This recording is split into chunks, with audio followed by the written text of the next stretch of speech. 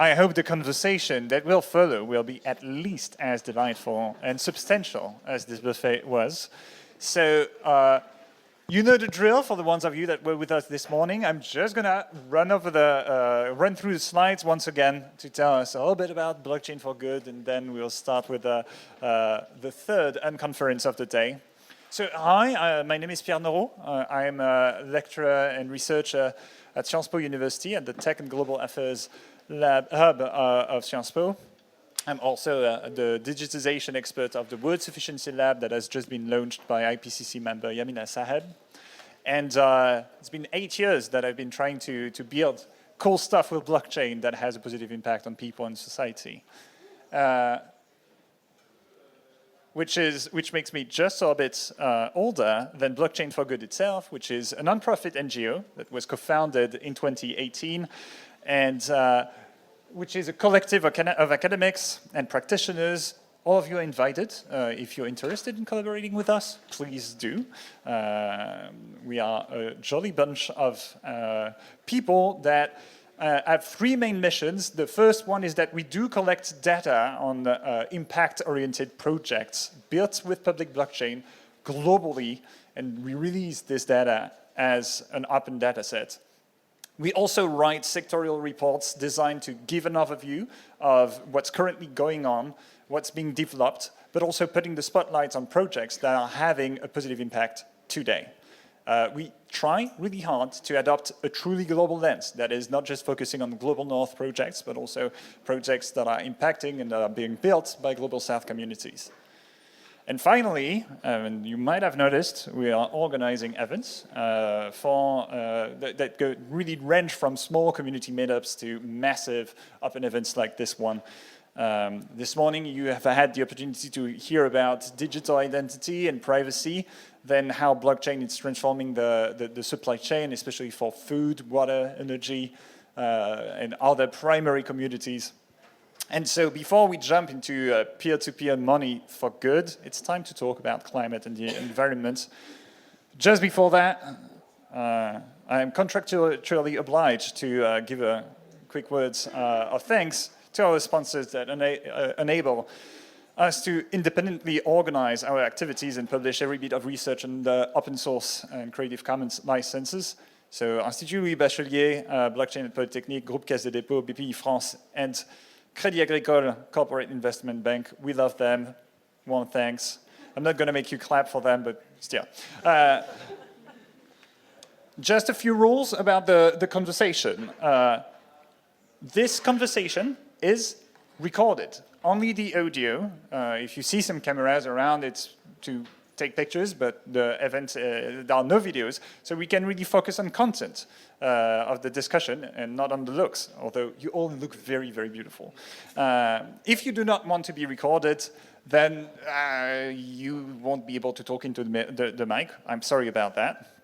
But this will be released as a podcast on our channels. After a quick intro, that will help us set the stage. We'll have an open conversation in which all of you are guests. We do have some special guests that have, an extensive expertise of the topic, but we really want this discussion to be reflective of our values, that is very open, decentralized, transparent. So if you have any questions, if you want to contribute your own ideas, talk about your own projects, please raise your hands. A mic will come to you, and there are no hierarchy between our guests. And so the discussion is really collectively driven. We value diverse perspectives. Please just remain respectful of each other's point of views. Just if you are willing to speak, you will wait for a microphone to come to you. It helps us record it. Everyone who really wants to hear you, you're invited to give your name and your organization if you do have one. But if you want to stay anonymous, we take that as well. Okay? So enjoy the conference, and I'm gonna make a very, very quick introduction. The first thing that comes to mind when we talk about blockchain and climate might be the negative impact of blockchain technologies on the environment. And while Bitcoin's impact, both in terms of carbon, in terms of water consumption, are concerning, especially if you look beyond the direct emissions of mining, the scope 2 and scope 3 impacts, that is the indirect impacts that are generated by the manufacturing, for instance, of the mining hardware. Any non-proof of work blockchain have environmental impacts that are somewhat similar to any digital systems, okay? So while it is very important to acknowledge that those negative impacts exist, this will really not be the focus of our discussion today. We are really going to try to focus on how blockchain tech can have positive impacts on climate and ecosystems. Everybody's good with that? Fine.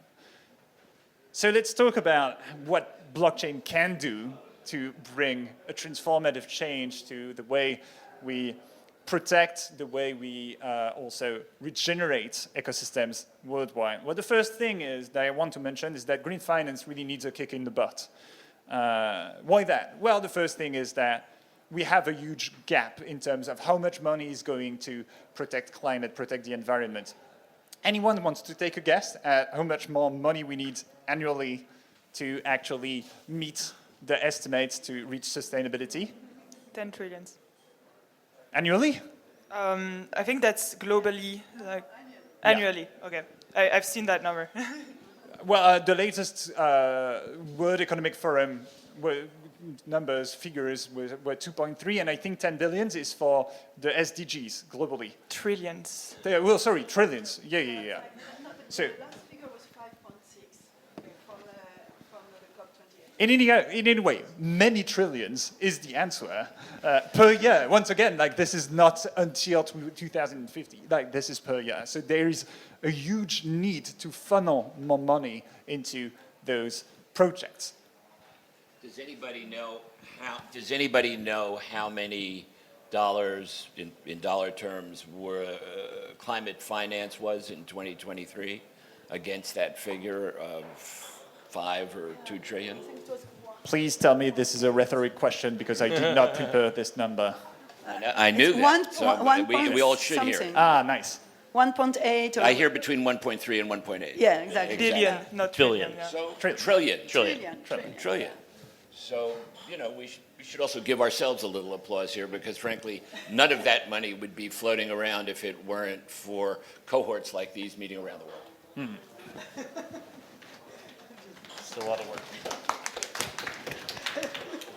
Now, one more thing that I want to add regarding the kick in the butt that we need to give to green finance in general is that markets that deal with asset-based nature are heavily trust-based, heavily centralized, somewhat decorrelated from the on-the-ground reality, right? Last year, the CEO of Verra, the leading company that is operating the Verra carbon credit standard and the certifying of those voluntary carbon credits, has had to quit because The Guardian has revealed that more than 90% of all of those credits were virtually worthless. It was impossible to prove that they actually have a positive impact on the environment.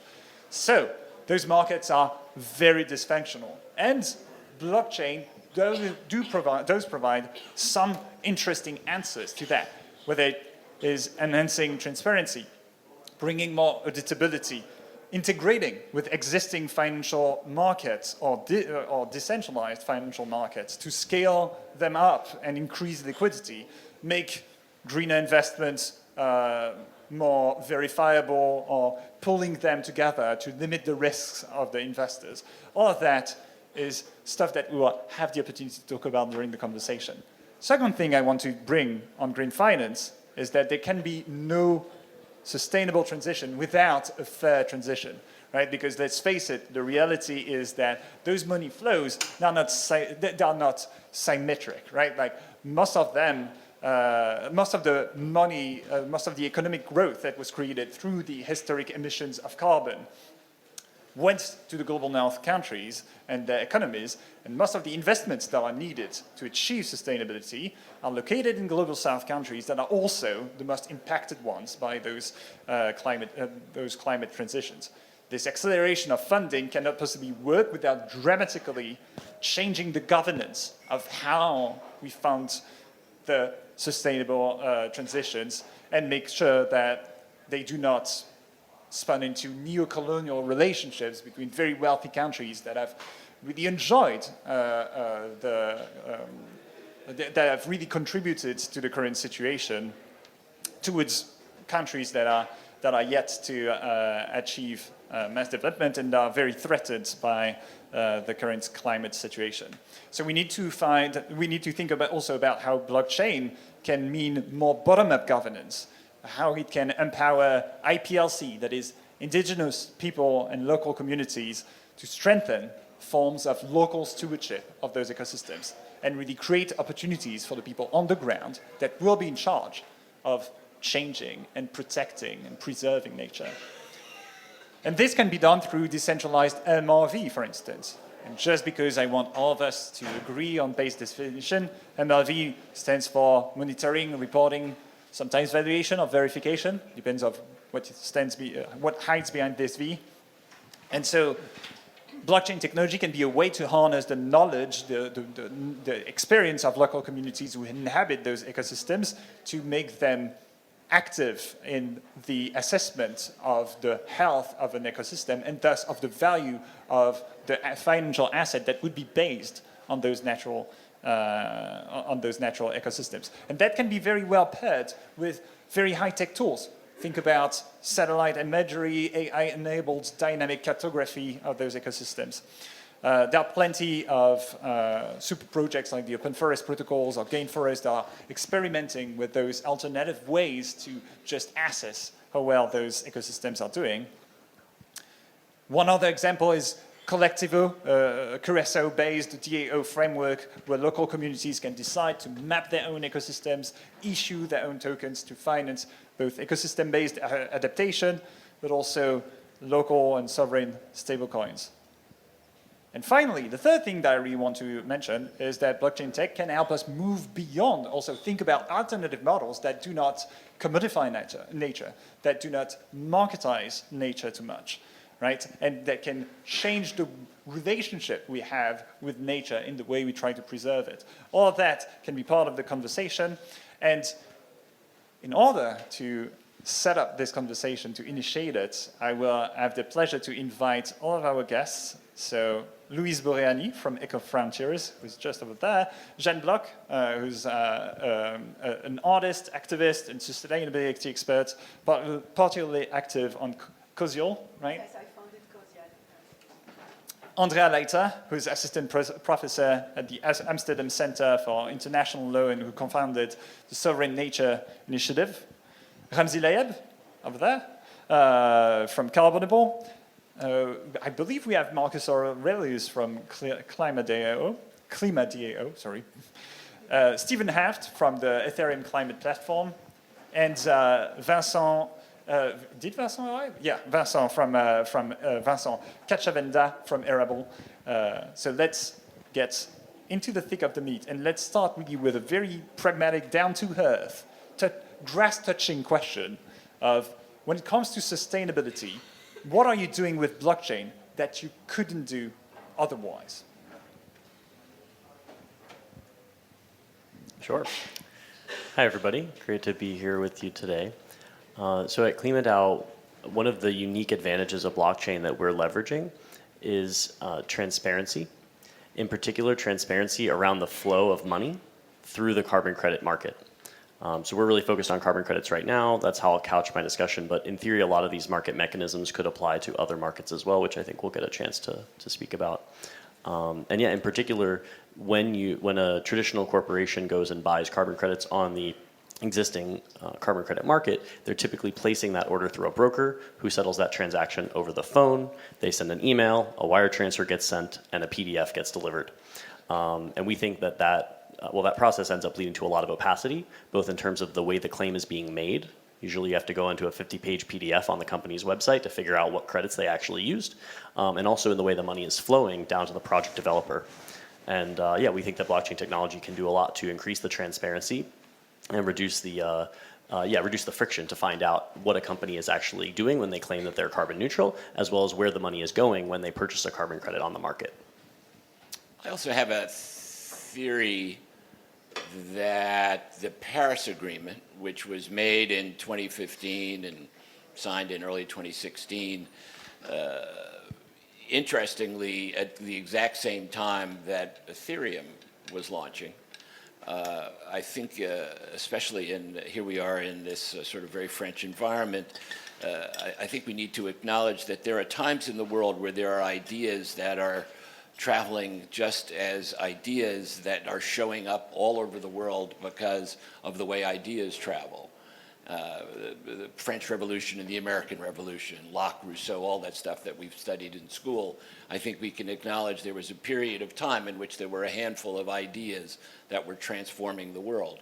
I think in 2015 and 2016, there was a genuine commonality between the intentions of the creation of Ethereum and the Paris Agreement itself, because when you look at the Paris Agreement, actually just sit down and read the thing, the word transparency, I don't know how many times it shows up, but maybe 4 or 5 shows up, and you listen to Vitalik or Joe or anybody around the launch of Ethereum, there we are. In the Paris Agreement, so-called Article 6 is all about the end of financial duplicity. We're going to put an end to, fraudulent greenwashing and financial duplicity. Well, if you listen to what's coming out of the Ethereum team then and thank goodness still today, it's the same sort of mission-driven wording that comes, I think, from both. The Article 10 of the Paris Agreement spread technology globally in order, new technology in particular, globally in order to solve the climate problem. Paris Agreement again is take decision-making out of central bodies and spread it around. I mean, this is in the agreement. These are the intentions of those 195 signers. And I think if you match it up against the foundations of Ethereum for which we gather at the moment, I think you'll find tremendous commonality. So I have a slightly different view, which is if instead of building rooms full of public policy people to implement the Paris Accords, if they hired engineers, they would have built Ethereum.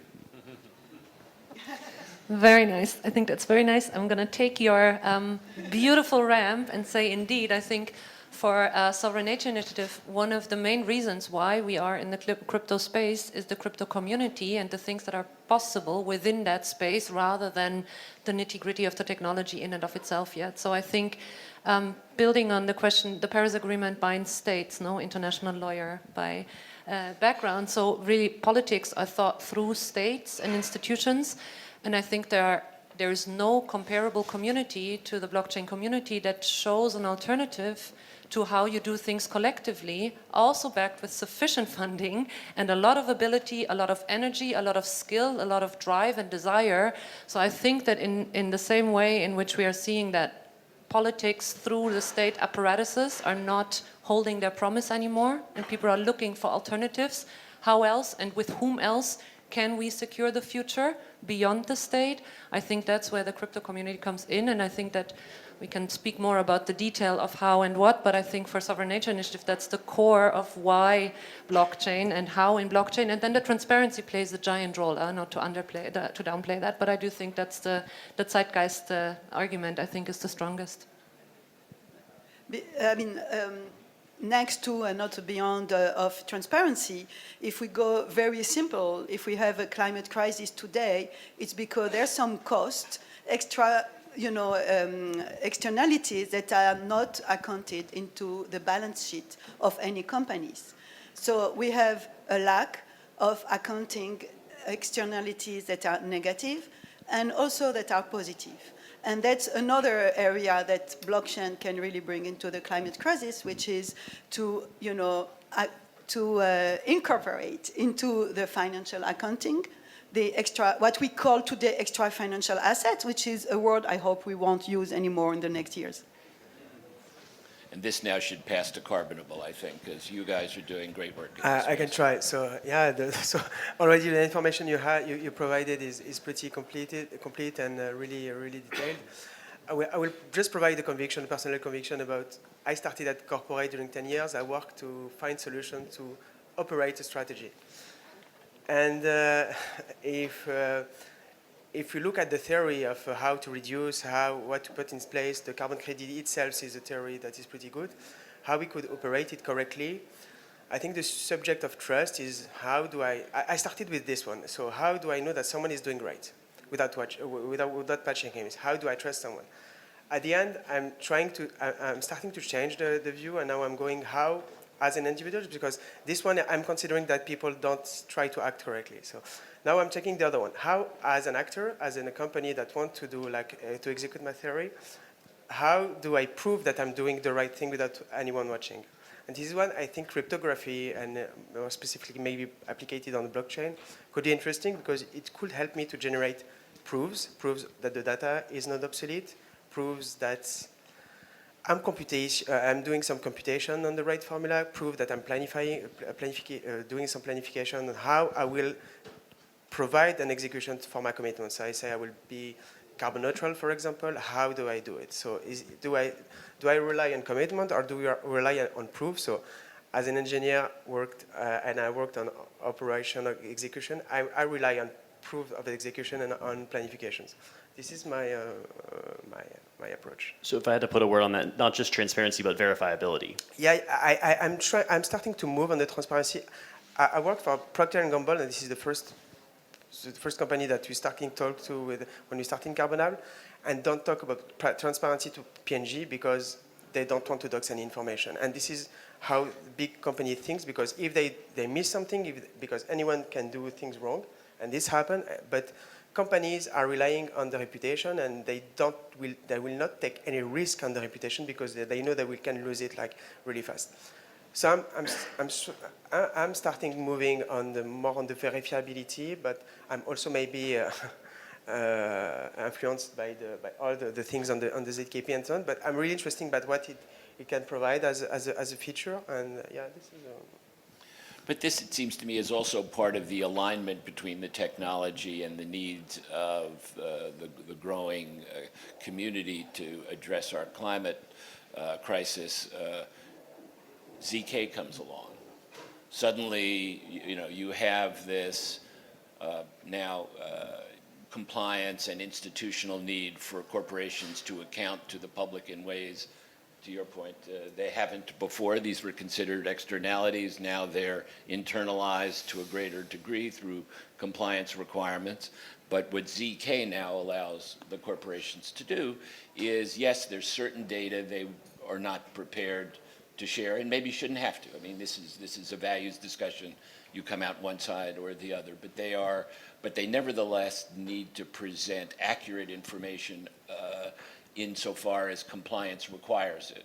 And the ZK coming along at this point does allow them to keep certain information off-chain, but enough information to proof of compliance crosses over to the next block and then becomes the basis in which our technology helps them solve their problems. So, okay, two very quick things there. For the ones of you that hear ZK and are wondering what's going on there, so we are referring to zero knowledge family of cryptography, which is kind of cryptographic treatment that allows you to prove that you hold some information without disclosing that information, or even sometimes to compute on top of an information without disclosing this information. Let's just try to refocus really on the more pragmatic first round of questions. We still have at least two guests that haven't been able to talk. Yeah. So please, when it comes to Erable, what is the new thing that blockchains allows you to do in terms of sustainable finance or sustainability in general that was really impossible without it? Yeah, that's a really good question, actually, because we've been working a lot on Web2 solutions the past few months because we feel it's really hard to get people on board. But there are solutions with counter abstractions, etc., that will definitely onboard more people directly. But the main thing, technically speaking, was about transparency, efficiency. I'm doing revenue sharing assets. So basically, people invest in a project or an asset, and they get a share of the revenues that are generated, or the value generated, whether it's a positive impact or just revenues. And the efficiency we have with the technology is quite amazing, because you just, with smart contracts, everything is easier. I have a lot less time to put on the administrative side of things. And it's just working. But to jump back on what you said before, I think what I've been seeing is empowerment. Like, you have 100 people around the project, they financed specific assets, let's say, for instance, electric vehicles, and now they feel empowered. I'm not saying it's not feasible without Web3, without blockchain, but now they feel, yeah, I can govern, I can say how we use the money, I have a better traceability on how the funds are getting used, and yeah, that it's really empowering them to be more than an investor, but contribute to the projects and the success of it.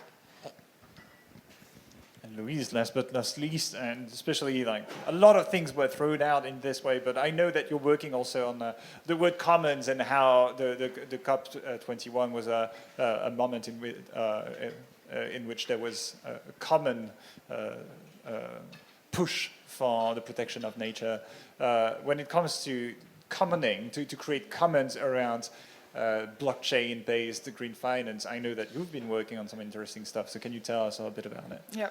So I'm the co-author of a book called The Green Crypto Handbook, but I'm also the co-founder of a project called the Regen Atlas. And Regen Atlas started with this exact climate finance gap that you just mentioned. And we were thinking, how do we fix this? How do we redirect more liquidity towards the climate crisis? And green crypto was the solution, so blockchain were the solution for us, for the reason that have been just summed up here, but if I sum it up, it's three main reasons, right? The first one is trust minimize, so it doesn't need an institution to verify. The second is that 24/7 global markets open non-stop, so super accessible. And the third one is that it's open source, democratic, and just climate transition won't happen if community is not on board, if the application is not designed and made for whoever is using, co-owned by whoever is using it. So yeah, I guess that summed up a little bit why green assets should be on-chain, have to be on-chain. All right, and at this point, I want to let you know that the first introductory round is over. So if you want to contribute, please just raise your hands and someone will come to you and hand you a mic, and you will be able to enlighten us with beautiful questions or fascinating use cases. Thanks so much. I'm pretty excited to hear more from you. There were words around like, okay, they're like assets, externalities, but actually you don't really want to use those words. And now you just mentioned, okay, we actually just need these green assets. I'm wondering, where do you see opportunities to use the financial system through blockchain, and hopefully blockchain helping with transparency, trust, verifiability, whatever.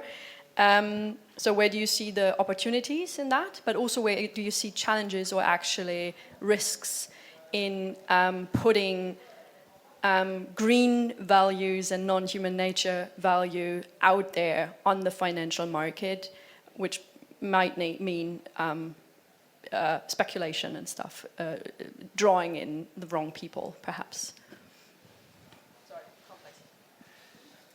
Yeah, I mean, I guess I can start with a challenge that we're working in, at least in the carbon markets, we're working in an incumbent industry. This market's been around for 30 years. There are powerful financial interests already at play. And so one of the tensions that I felt working in this, this sort of intersection of climate action and blockchain technology is that some of the incumbents are not super excited about blockchain technology. Maybe they have some outdated notions about the environmental impact of blockchain, or that it's used by criminals and money launderers, or that they see it as a risk to their status quo business model. And that's sometimes can turn off people who you might otherwise want to work with. So yeah, getting incumbents on board in a way that they feel, they don't feel so threatened necessarily, but threatening them just enough to push them to change the way they do things, but still come along for the ride has definitely been a challenge. Yeah, maybe I can add. I think in our work, one of the biggest challenges is not the pure question of commodification or not, or assetization or not. I do think that there is just the answer, of course, you have to work with it and you have to try to push through in some way. I'm not a believer of against in that sense.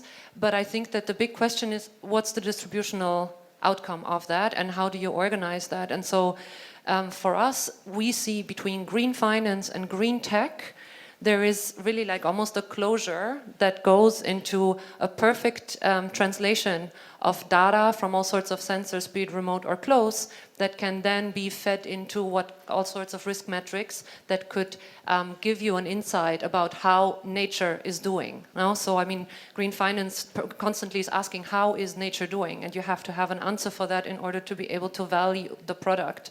And I think that here in this closure, from pushing on the one hand green finance and on the other hand green tech that provides answers to that can be remote, that can be easy. The question is, who is benefiting from that and in which way, and how can you keep communities who work on the ground in the loop? So I think one of the things that for us at SNI is a core feature is speaking of human sensors or antennas in the mud.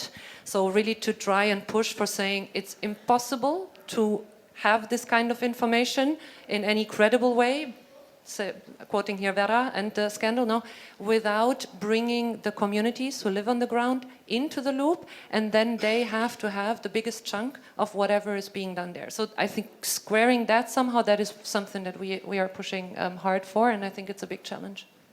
But if we want to reach this 6.5, I'm going to be provocative, trillion, we also need to onboard the big investors.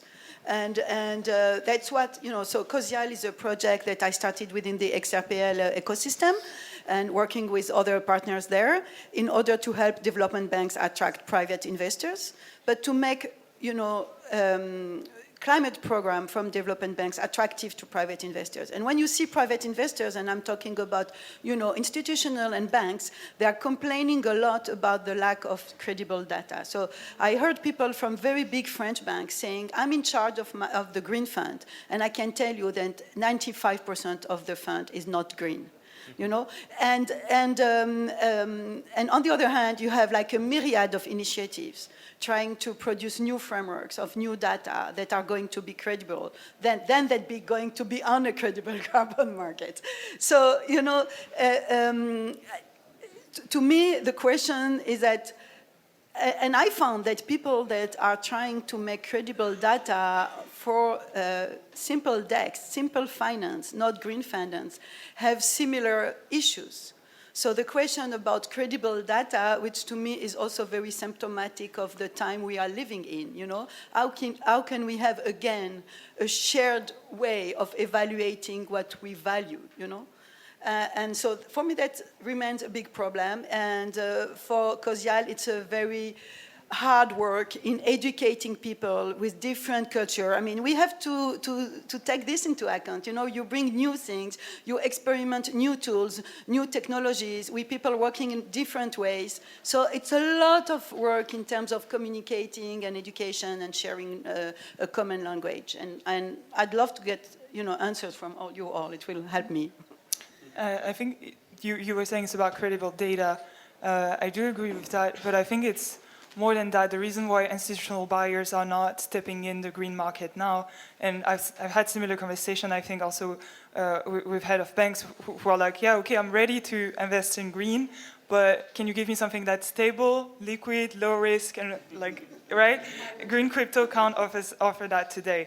So that's why at Regen Atlas we talk about second order assets, so assets that would derive their value from the first order assets that we already have in green crypto. So those place-based assets like carbon offsets, physical, that are tied to the physical reality, right? How can we derive value from those first order assets and create maybe indexes, yield tokens, stable coins that will be maybe more interesting to those institutional buyers you were talking about, and maybe with the credible data on chain and second order assets that are much more interesting for the balance sheet, they will be able to enter the green crypto market. A quick one on the same subject, if you have time enough. So, putting in on the blockchain from carbon credit for itself, I think it's something non-tangible. So you don't have any project behind one carbon credit. It's like an estimation, a calculation of a potential absorption of an area. So based on this, I think the blockchain is only the system. It's a tool, and the question could be what is the best ecosystem to manage those assets and those commodity, or if we can call it like this. So have green assets on the blockchain. It could be an answer to what is the best place to manage those kind of assets technically. There's the financial part, but there's also the operating part, because at the end it's accounting. You have to put it in front of emission measurements to get to a certain level of carbon neutrality, if you can still say this word.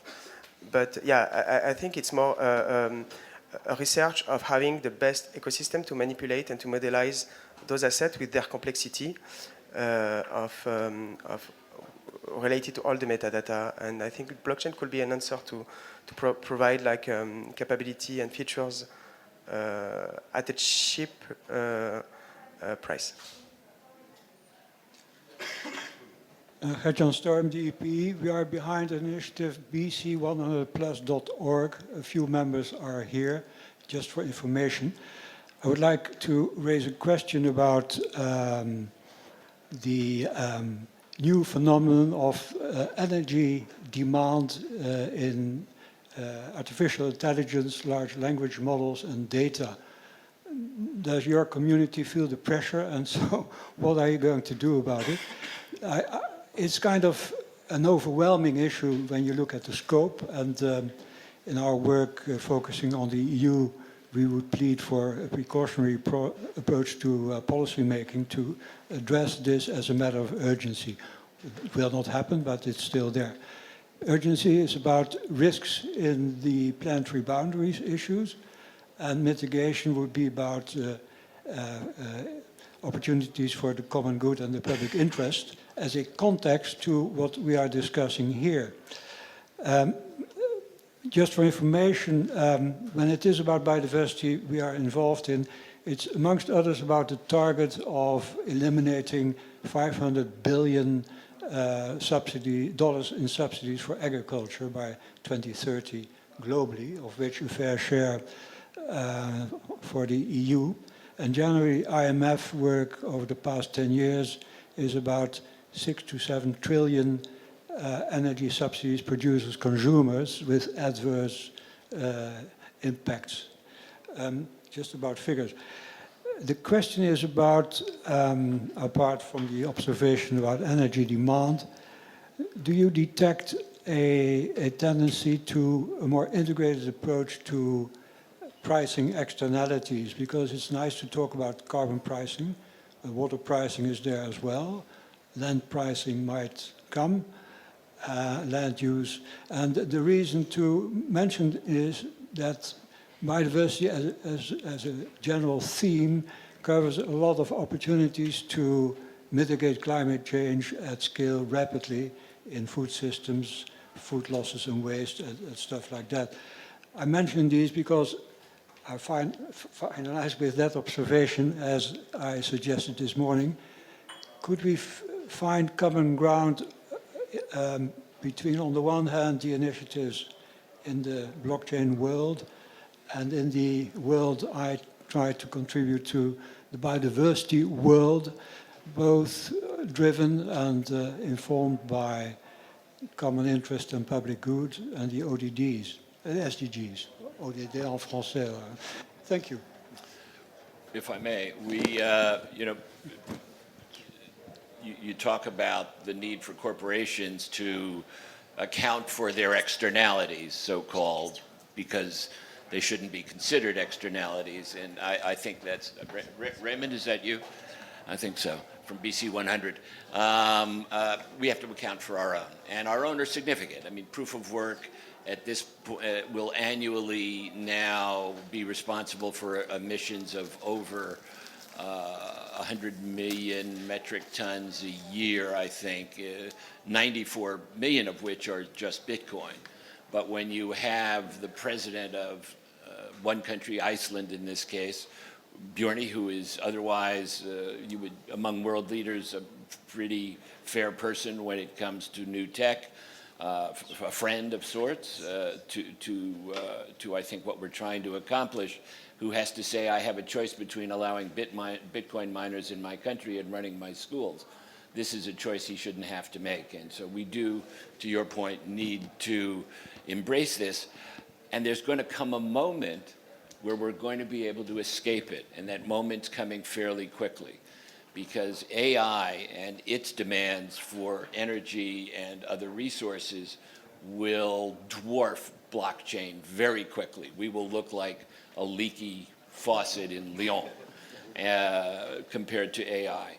And at that moment, there may be a feeling we can kind of, well, nobody's paying so much attention. They're all focused on cleaning up AI. We can't, to your point, ask corporates to incorporate their externalities without ourselves equally What addressing are you doing ours. with the Ethereum climate? I think we have to find a way. I live at a company that is very much historically rooted in the Ethereum ecosystem. But I would like to believe that our equivalents of this meeting at Bitcoin CC are having this exact conversation. I don't know that they are, but I'd like to believe it. Yeah, well, in particular, there's an initiative that ECP is trying to compensate for the historical emissions of the entire Ethereum. Well, we are. Yeah. Yeah, exactly. That's what I wanted to. Oh, you want me to talk about well, what we're doing? exactly. I was going to shill on your. I didn't think this was a me moment. But I wanted to take was that- my us question. moment, to take I that as an thought. opportunity to go beyond and really answer this question, which is, I do think the AI space has a lot to learn from the journey that the crypto space just went through over the last few years of reckoning with the emissions associated with blockchain technology, doing what we can to mitigate them, and then telling a story about how we are going to use this technology to actually have a positive impact on what we were previously contributing a negative to. And so two areas in particular. One, I think that we can, right now it's not very clear as a user of an AI model how much emissions are actually associated with that model. Some of the cloud providers are starting to provide that information, but one way that we can very concretely use blockchain technology to address this problem is by having more transparent disclosure, ideally on a public blockchain, of the emissions associated with a given AI model. And also that the AI community can more directly confront the emissions associated with their activity and use the new carbon market infrastructure and the other environmental impact assets that are being built on blockchain to say every time you run a query on ChatGPT, compensate a small amount of carbon emissions proportional to the emissions associated with that query, so that we're internalizing that externality back into the consumption of the service. But I think you also asked a question about biodiversity stuff, and I don't want to lose that thread. I just wanted to say that I totally agree with what you just said. Yeah, I think it's totally about that. Like I really like the part where you said that if AI has to learn from crypto, but also can take good advantage of what's already on chain in terms of green assets in order to integrate them into their models, and not even it shouldn't be even an option. It should be automatically compensated, and then you receive automatically the confirmation that, oh, while you were the AI was thinking for you, it also compensated that much of carbon, right? So I have a question, I think also sort of stemming back from the contextual moment we had at the beginning around the kick in the butt, which is that I feel as though, given that the conversation around climate change really got started in the 1960s, we're living at sort of a 60-ish, 65-ish year period of trying to make this transition happen.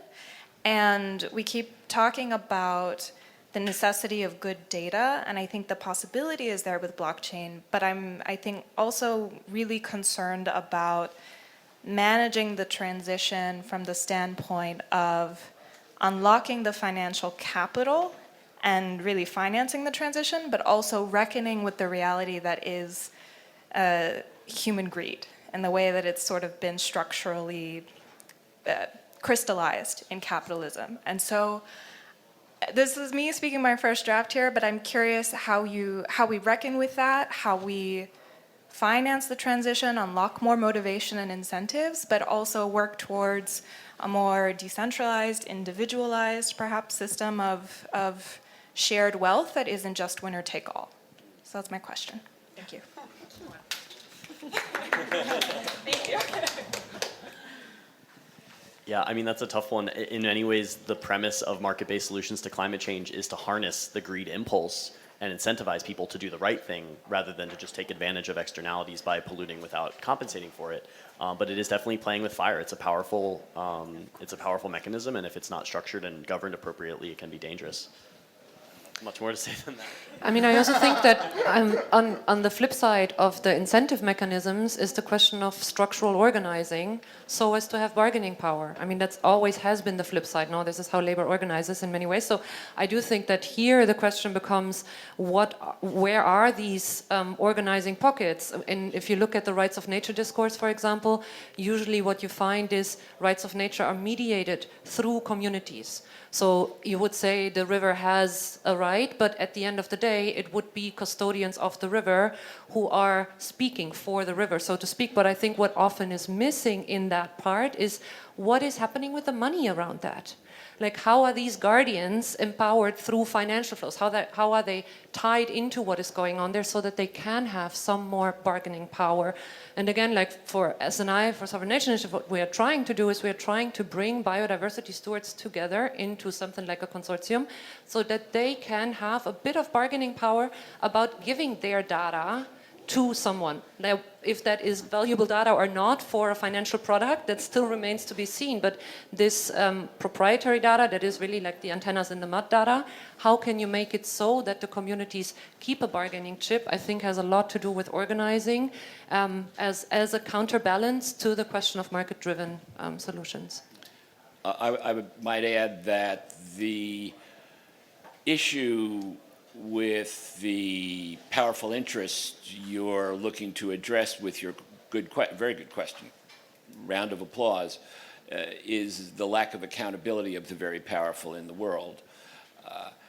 I have a slightly controversial view on this, which I've shared with my friends at CoinDesk, which is that FTX actually is proof of how accountable we are rather than proof of how greedy this industry can be, because having gone through the financial crisis of 2008, where it took 12 years before the first and only banker who ever went to jail for the financial crisis of 2008 finally went to jail through the normal TradFi, lawyers, court system, and so forth. Now, compare this to Sam Bankman-Fried. CoinDesk runs an article. 3 months later, Sam Bankman-Fried is indicted. 8 months later, he's found guilty because blockchain provided such clear proof of what had happened to the movement of this money that there was no way he wasn't going to be found guilty and sent to prison. I don't like to see anybody sent to prison, but I do think it actually should be more internalized by us as a community as proof of how good this system is at holding people accountable. So just, I don't know if there's any good to be taken on this question of accountability as a factor versus greed as a factor. Weirdly enough, FTX is good news.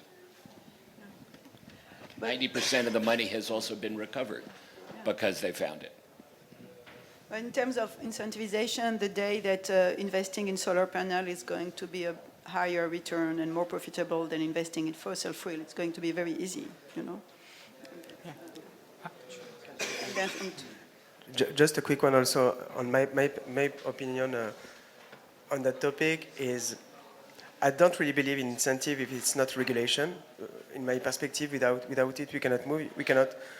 We need to force the market to finance this transition, and without the regulator, the market will not. And I think today versus the beginning of the imagination of the theory, I think we have infrastructures that could provide proofs, transparency, whatever, could try to help to put the finger on the bad practice. So I think it's like regulation, and also a regulation being comfortable with this kind of new technology, with the side effect, of course, that it could have, but also on the positive impact of being able to do things that we were not able to do before. So I think this also could move on that topic. And about the greed a little bit, I think that can be also played with, if I may say so. At Region Atlas, we built for Hackathon on Base this summer a project called regionatlas.fun. You can check online. It's a green coin generator. It takes inspiration from meme coins, so from greed, I imagine. But instead of using memes, you take a picture of nature that's geolocalized, and each time you do a transaction, it retires some carbon. So we played with that idea of, okay, there is a protocol that the community loves, is having fun with, speculating, and also having some greed with, to turn it, redirect it towards sustainability. So there is also something maybe to be done on that side of things. Very quickly, other people have raised their hands. Go ahead. Yeah, very quickly. thank you. Yeah, so to add to this, well, I will share something that we are developing in Mexico is water credits from water efficiency in agriculture. So it's an association that is helping farmers to transform their irrigation system to more efficient one. So they are saving water that before they were using a lot of water to irrigate, now they are using less. And we're transforming that into water credits that companies can then buy to compensate their hydric footprint. So now it's still off-chain because that's how they've been doing the accountability part. But if we can motivate them to go on-chain to do the accounting, at least if we start with the incentive, which are the water credits that we are going to put on-chain, maybe the companies that are using those on-chain credits or those tokenized credits can later start doing their reporting on their water usage also on-chain, such as some companies are doing already their electricity consumption on-chain, and the same way as solar panels or any renewable energy project can generate the credits on-chain, so maybe we can do that for water as well. So like instead of from the regulator obligating the companies on the other way, from the other side, so you have tokenized credits, maybe you can tokenize also your reporting, and yeah, that's an idea. Hi, I will begin to thank you for the talk. My question is is more operational. I want to ask, what type of data do you enter in the blockchain, maybe except the carbon credit, and how do you digitize data on nature? If there is a human on the middle, how do you guarantee the quality and veracity of the data? I can give some context from the carbon market perspective. The traditional systems are, as you described, man in the middle, right? There is basically a PDF document that gets generated when a third party sends someone out to physically look at the trees with their eyeballs and take notes on a clipboard. The more innovative approaches that we've seen emerging recently, there's a group we're working with called KuRest that is using a chain-link oracle to take satellite data from a public satellite data provider. They put that satellite data on-chain, and they perform a computation, an on-chain computation, to calculate the biomass present in that satellite image, and then that is the basis for which the carbon credit is issued on-chain. So this is the DMRV approach that was mentioned earlier. So there's a lot of exciting innovation in that space, but there is a legitimate hard problem, depending on the methodology. Is there sufficient data available in a digital stream that you can actually calculate the thing you need to calculate to derive the carbon credit value? And for something like total biomass from a satellite, it's relatively straightforward to calculate. But if you're talking about something like a solar panel installation, you need to have a physical device on the solar panel installation to measure the flux of energy coming out of that thing. And so then you need to talk about things like having a signing key on that physical device so that if it was tampered with, you'd be able to tell that the data was being manipulated. Yeah, I hope that was helpful. A quick one. It was a really complete answer. Maybe another approach that could help also to answer to this question. So actually, what you put in the blockchain is the data that you have and that you measure. So it's, as maybe said it again, it's again on your system. The carbon credit don't exist really. It's a synthetic. It's already something that could be said. It's already digitalized. It's just a way to store the data. And what is interesting about the interoperability of the blockchain is that you have the shared backend. Let's say it's a backend. It's shared by all the actors of the market. So you have people that certificate the assets, they certificate the data, let's say at the beginning.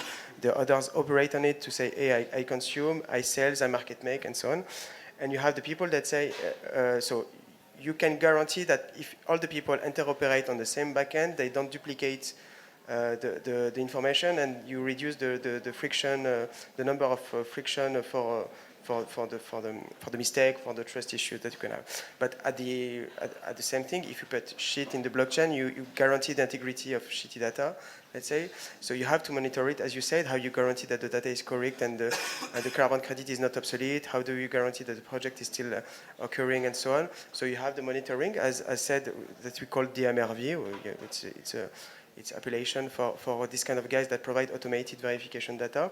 It could use satellite imagery. But the things of having an interoperable system is that you could have these guys operating on the data that is available for everyone, but you could also have two things that could improve the level of security on the monitoring, is that the concurrence, so the competition, having a lot of competitor that monitor the same data, we could detect like non-consistency and identify more specifically an issue if there is. And the other one is on the probability, but maybe we don't need to go that further about how do you prove that the guys that provide the data did run the computation, did run the algorithm. So you could also use the blockchain to store the proof that the algorithm to run the AI on the satellite imagery, for example, have been computed. I will stop here for that. And actually, in that debate, that's actually the reason why we need more assets to be natively issued on-chain in terms of green crypto assets.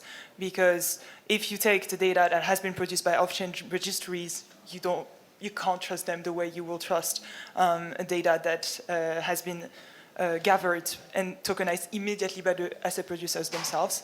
That's why on the Regen Atlas we try to put how on-chain the asset actually is, and to put all the green crypto assets not in competition to each other, but yeah, let's say like they want to do better, and we value that specifically, that the assets are on-chain native and not brought from off-chain registries.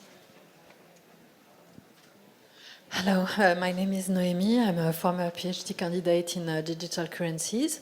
I would like to ask maybe a little survey. Who knows about the CSRD, European Commission reports? Okay, so most of the speakers. So just to say, this is rules applies to big corporate in order to publish regular reports on the social and environmental risks they face. And I was wondering if it's representing for you an opportunity to bridge the gap between corporates, whole traditional finance, and blockchain, because I guess we do need some verifiable reports and ledgers. So what the opportunity for you from CSRD regulation and blockchain projects? It's part of the translation work. I mean, I think there's a lot of translation work, and how you can, collect this data in a way that is going to be valued by corporation that might invest into your project. Then it's good if it corresponds to the CSRD framework or other frameworks, depending on what they are really looking at. So yes, it's part of that. Very quickly, putting my timekeeper hat, let's try to keep answers as concise as possible, because there are plenty of people in the room that wants to speak as well, and time is running out, so go ahead.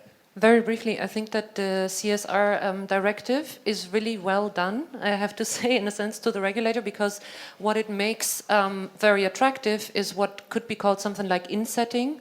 So the focus has to be on the own supply chain.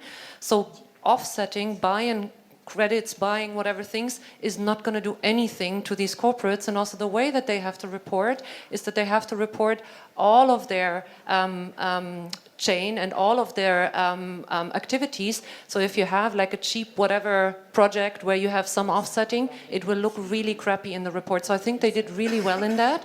And I think that they push everyone else with this regulation into saying, what does it mean to actually work on your own supply chain in order to green that? So I think that for people who are doing projects on credits, it's not great news because specifically the carbon offsetting is not a proposition that is in the directive, but I think that's a good push. I'll just speak briefly on the U.S. situation. So the SEC has just put in place regulations that are quite similar. I'm not super familiar with CSRD. I'm more familiar with the U.S. regulations. But they're going to require all publicly traded companies to disclose their emissions as well as any use of carbon credits. So I think that creates a really powerful focus point for pressure on these corporations who aren't using carbon credits to start compensating for their emissions, and those who are to be using the highest integrity emissions carbon credits possible, and also reducing their emissions over time so that their claim of being carbon neutral is credible. And blockchains themselves are included, not specifically in that piece of legislation, but under the legislation which governs blockchain generally, blockchains by December 30th of this year have to deliver to the EC a report on their own carbon footprint. For stablecoins, the deadline was June 30. So you're going to start to see more from our own community in terms of revelation on this. Hi, my name's Lauren Sirota. I know a lot of you in this room. I've co-founded and advised a couple climate tech companies. I work with Good Dollar and the Climate Collective. And the first thing I want to acknowledge is that we're having 20 conversations, which is fantastic and spectacular. From the importance of equitable inclusion of local populations in business models, to DMRV, to intergovernmental climate accountability. And so the thing, you sparked something that I wanted to just bring up and ask everybody to share, which is, with all of these conversations, it's impossible when we're creating all these new things to be expert in all of them at once. And as evidenced by decisions that were made by platforms like Ethereum to not necessarily only motivated by climate, but to move to a proof of work model in order to kind of reduce their carbon footprint. Everybody in this room who is building something has an accountability to make those same decisions based on their domain knowledge to make the ethical and responsible decision, and those things stick.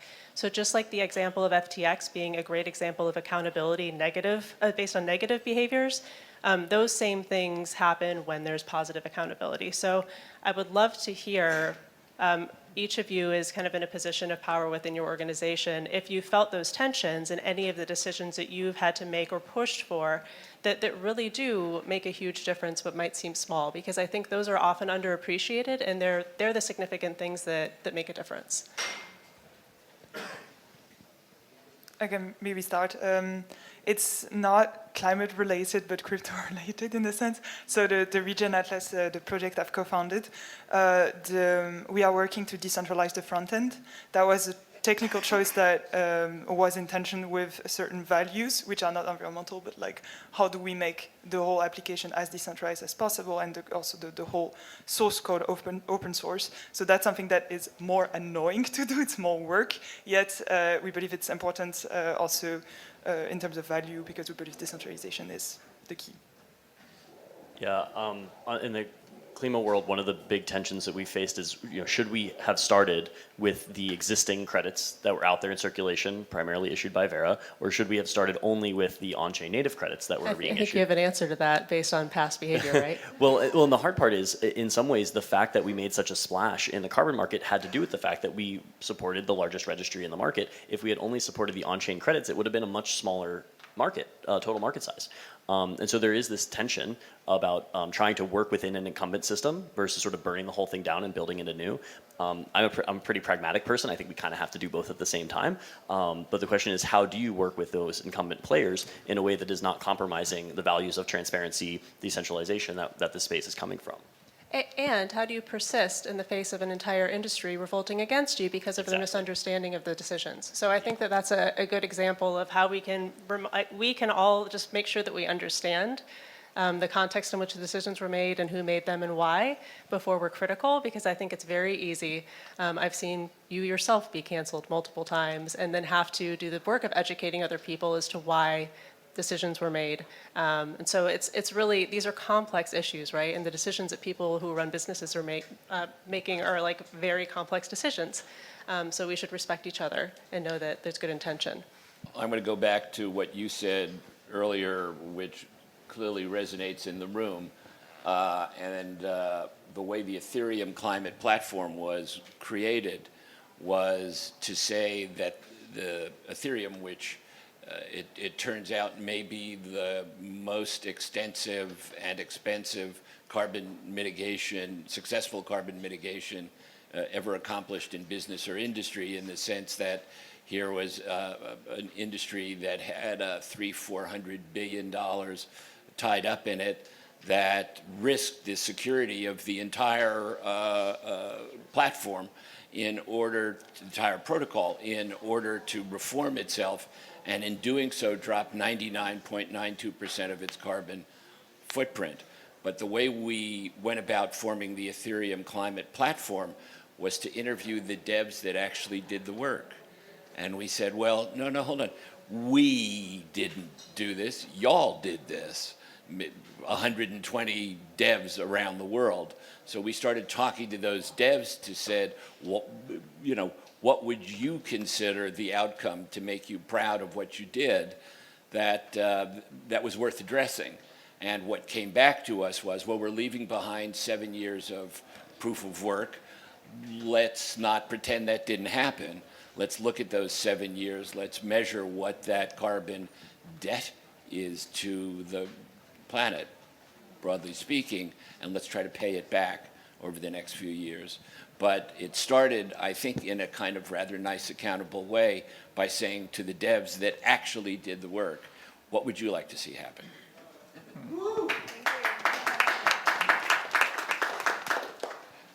We've got at least 2 more contributions from the room, and I really want you two to have the time to speak your mind. So please go ahead, one after the other, and then we'll have probably a last round of sharing before this Unconference comes to a close. 2 future decisions. So we heard about blockchain helping with data and also with the finances. We apparently need data in order to kind of like believe what's going on out there. Like the planetary system is not working. Indigenous people don't really need it. They are the sensors of data themselves, can already interpret the data because they have the inherent knowledge and they can act upon it. That is something we don't have. So I'm wondering, looking at future decisions, what would you need to have a more seamless interface between on-chain, whatever you're doing there, finances, data, yada, yada, and putting it off-chain. You mentioned an off-chain project that wants to come on-chain, so you can probably get more data, more legitimization for finances coming in. But there's the other side. So I'm wondering, what would you need, both from the community, tech-wise perhaps, and within yourself? What are you up to close the gap? I'm going to be really quick and really technical on that part. So trying to put the computation off-chain and only keep the proofs on-chain. So what do we need to have to guarantee the integrity, the trust, the transparency? I don't know if it was exactly the question, but I mean the translation. You've got you've got all the knowledge on-chain, but it needs to be translated on the ground, because otherwise, like, all the data is great, but otherwise, like, planet doesn't care about. But technically, missed the question. Yeah. Okay. I let the. Yeah, I'm not sure if I fully understand the question either, but I would say that a big issue in crypto that has not been resolved is the user experience issue. So if you're talking about like a tribe of people in the Amazon living in the rainforest who are going to be paid to protect the forest in which they live rather than cutting it down and selling the logs for money to live, they need to be onboarded onto the internet. They need to be given access to... But why would they need that? They need to put whatever, like what they need is not data, they don't need digital stuff, they need to act upon the ground. Right, no so maybe, blockchain can change the soil. Well, maybe I'm making an assumption, which is that the communities, in order to carry out these activities, they need money. They need finances to do this stuff, right? Someone to pay for the water filtration system. And so the question is, how do they receive, the question I was trying to answer is like, how do they receive that money? And so they're going to need things like internet access, a nice user experience where it's easy, just as if they were to receive cash, in hand, or to receive a good in hand, that they can receive that flow of funds. And there's a user experience problem there to solve that we as a crypto community have not really addressed, which is like if I wanted to set up my mom to receive, say, like I'm going to pay her rent, let's say, and I want to set her up to receive that in the form of crypto, that's a pretty daunting challenge right now. But there are some really exciting developments going on the technical side to make it easier to onboard people to receive those payments directly, rather than being channeled through, say, an NGO. I mean, very quickly, because I think this is really the bread and butter of our business, is the question of how do biodiversity stewards get funds from the projects that we do? How do they receive that? One question is the user interface, is the question of how can they account for crypto in their finances? They are not-for-profit organizations. They have a problem having crypto on their balance sheet. So there are a lot of problems from the legal side. But I do think what for us is one, and I think your question was excellent, where are the painful moments of decision-making? One of the things that we ask ourselves all along is, we are creating a lot of money, we are spending a lot of money, we are paying ourselves salaries, we are doing all these things. How are we making sure that actually what we are doing will have an impact that is sufficiently big on the ground to justify this whole schemo? And so I think this is something where for us, I mean, we try with a very banal 50% minimum of the revenue goes to the stewards. But that is just a weird mechanism. So I think the other part where it comes in is exactly the question of how can you make it so that people who have been doing this for many, many years can continue living the life they live and expand on that by bringing them sufficient financial means, and through that make sure that they can communicate what they are doing to green finance.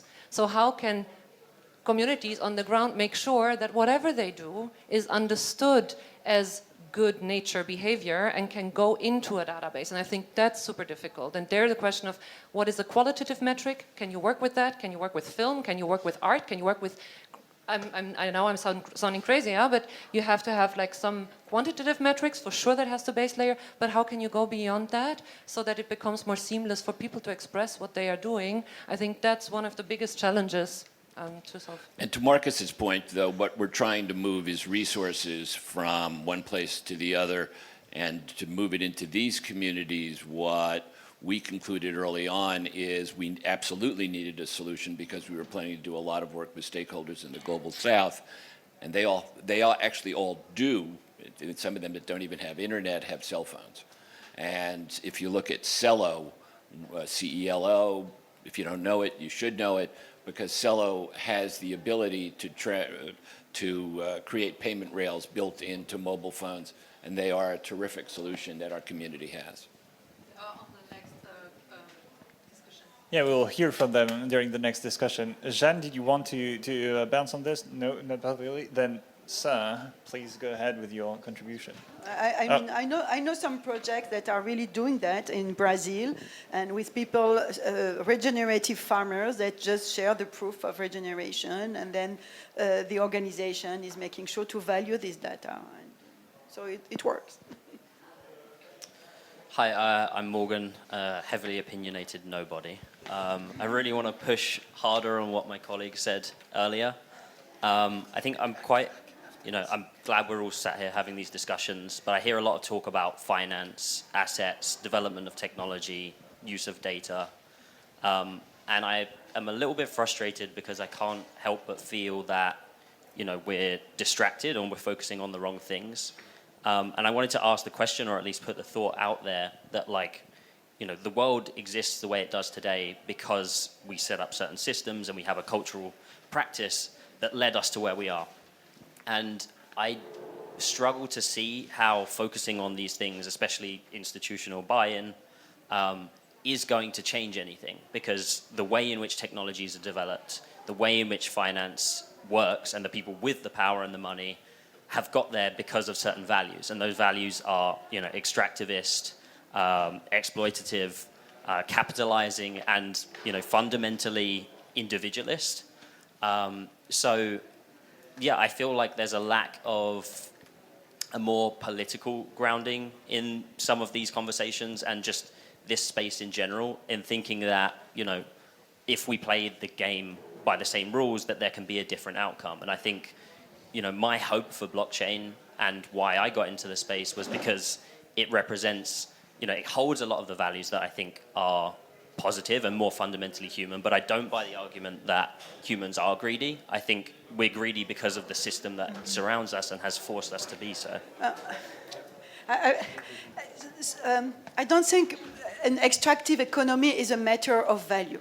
I think it's related to the fact that until very recently, we were small humans within a very big nature ecosystem. So we were thinking that natural resources were infinite. And this is a psychological resource. This is a psychological way of looking to and belonging to something infinite.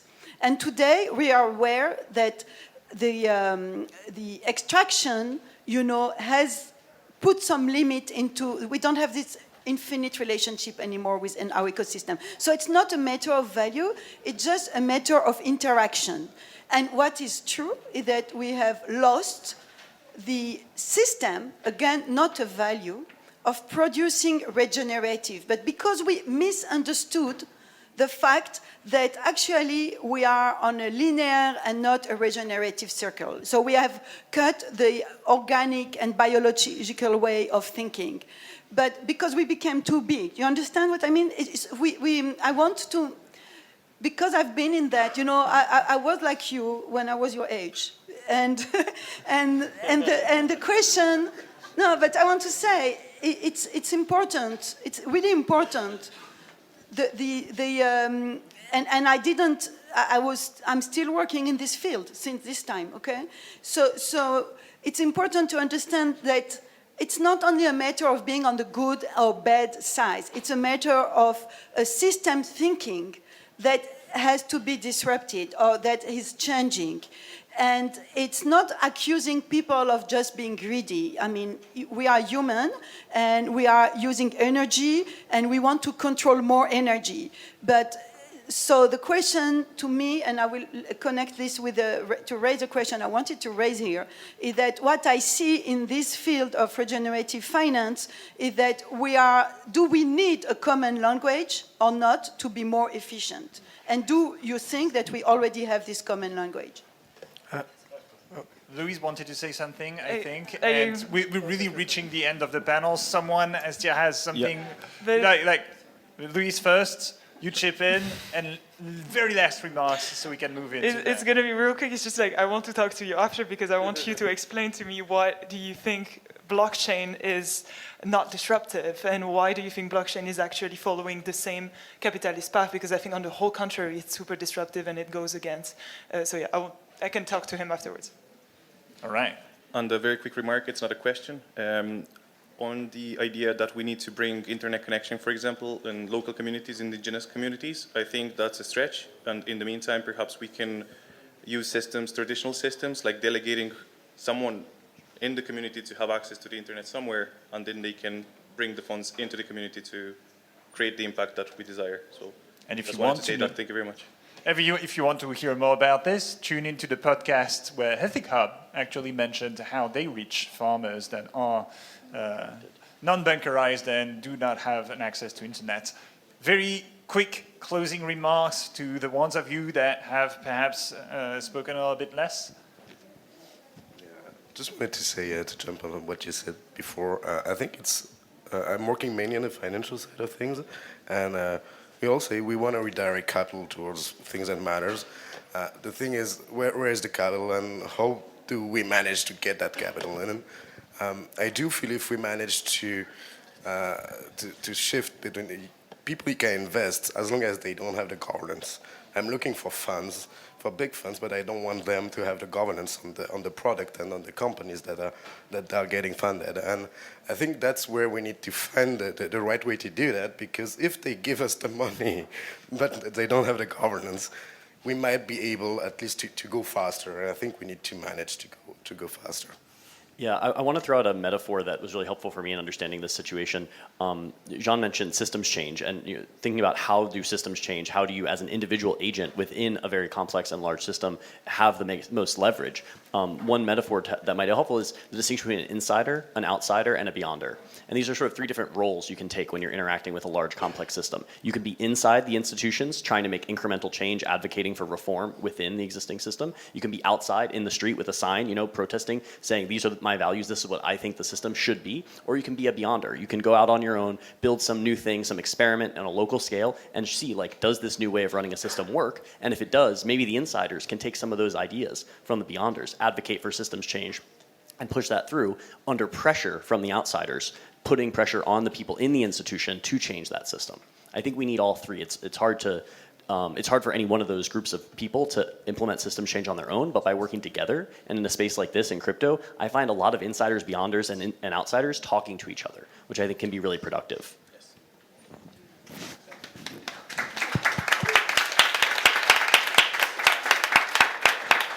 It's gonna be hard to top that up. So, do you really want to take a crack at it? Well, in a way, I think he did. I mean, he's created. This young man has created this extremely important, unfortunately, at the end of the session conversation. And I would just simply urge all of us to remember that even though we're here as speakers, we are part of the disruption. We are not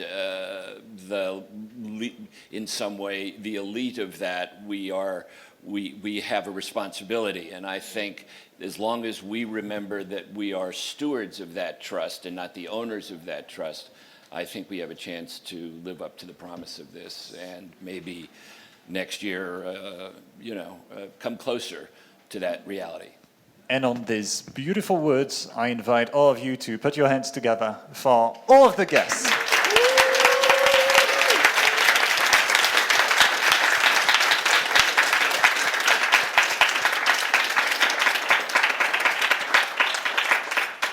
And So we have a quick recess. How much time before moving to the next panel?